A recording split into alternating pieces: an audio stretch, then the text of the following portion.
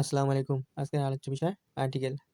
আর্টিকেলকে adjective বলা হয়, যে ওয়ার্ড কোনো নাউন বা প্রোনাউনকে মডিফাই করে, অর্থাৎ নাউন বা প্রোনাউন সম্পর্কে বাড়তি তথ্য দেয়, তাকে অ্যাডজেক্টিভ বলে। মডিফাই অর্থ বিশেষিত করা।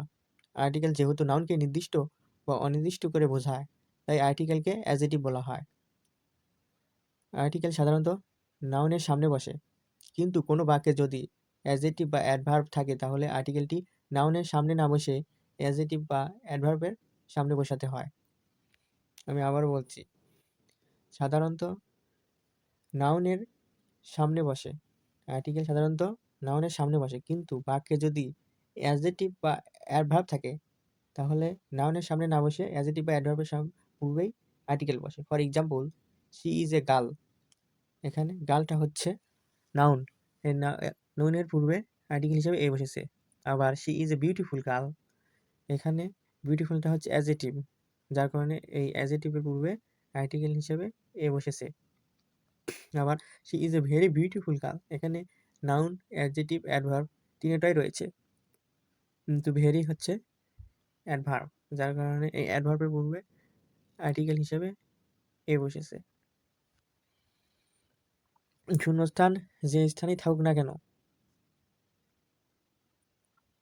বাক্যের নাউনের উপর ভিত্তি করে আর্টিকেল বসাতে হয়। অ্যাডজেক্টিভ বা অ্যাডভার্বের উপর ভিত্তি করে আর্টিকেল বসানো যাবে না। আর্টিকেল দুই প্রকার: ইনডিফিনিট আর্টিকেল এ অথবা অবলিক এন, এবং ডিফিনিট আর্টিকেল হচ্ছে the. Main rule of article. Indefinite article হলো ইনডিফিনিট মানে কি অনির্দিষ্ট, এ এন হলো অনির্দিষ্ট কাউন্টেবল প্লাস সিঙ্গুলার। আর ডিফিনিট আর্টিকেল দা। দা সবসময় কি নির্দিষ্ট সকল ক্ষেত্রে সাধারণত দা বসানো হয়। আর ইনডিফিনিট হলো অনির্দিষ্ট, অনির্দিষ্ট ক্ষেত্রে সকল ক্ষেত্রে এ অথবা এন বসে।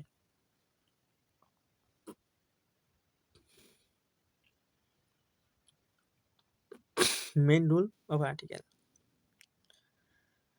ভয়েল।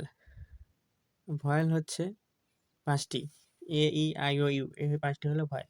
সাধারণত ভয়েলের পূর্বে এন বসে। আর ভয়েল ব্যতীত অন্য কোনো লেটার থাকলে তাহলে এ বসাতে হবে। নির্দিষ্ট সকল ক্ষেত্রে আর্টিকেল হিসাবে দা বসে।